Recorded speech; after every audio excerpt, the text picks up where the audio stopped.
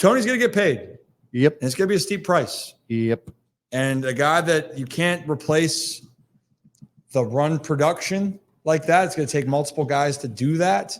It's the run. So, but I had some. Go ahead. No, finish your thought. I had some hot takes with Tony Taters this season that I made arguments that he was just as valuable as Juan Soto in 2024. But when you look at his numbers, aside from OPS and maybe WAR, it was pretty damn close. He had more home runs, and his defense was better, in my opinion. You look at some of the crazy mishap plays that Soto made this year. So, I mean, to your point, I think he's going to get paid pretty handsomely. Is it by the O's or someone else?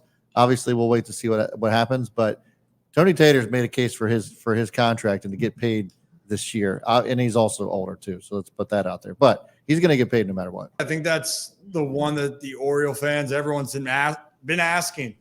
How are the Orioles going to spend their money? And are they going to retain the guys that they had on their team this year, specifically the ones that they have to make a choice on right now or in the next 5 months or two after the World Series opens? Yeah. Right. It ends is going to be Anthony Santander and Corbin Burns, both of which are going to get paid a lot. I would say Corbin's going to be the more expensive one, Laura. Yeah. So if we're looking at it that way, what do the Orioles value more? Are you going to value the ace that was dependable all season long? And now, granted, knocking on wood, he stays healthy. That's a big question mark. But as we've seen that, finding a guy like that doesn't grow on trees.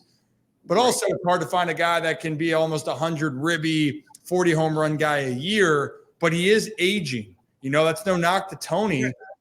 And the fans love him, right? So it's just going to be – if they do that, Laura, I will say that they either would get a cheaper option coming back or they got to let a guy like Heston Kjerstad play almost every day. Yeah. Because you got to find out what you have. If you're going to let a guy like him walk, then I prefer to find out what you have with Heston, who showed you what he can, but you don't know. Same thing with Cowser. They gave him a chance.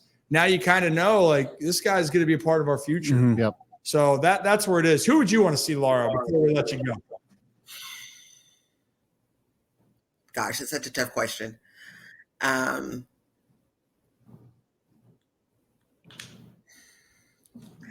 Probably Burns. I'm going to be honest. Because, I mean, and maybe just because I'm pitching sensitive, we don't have a lot of great pitching. There's not a lot of great pitching that's going to be out there free agency-wise.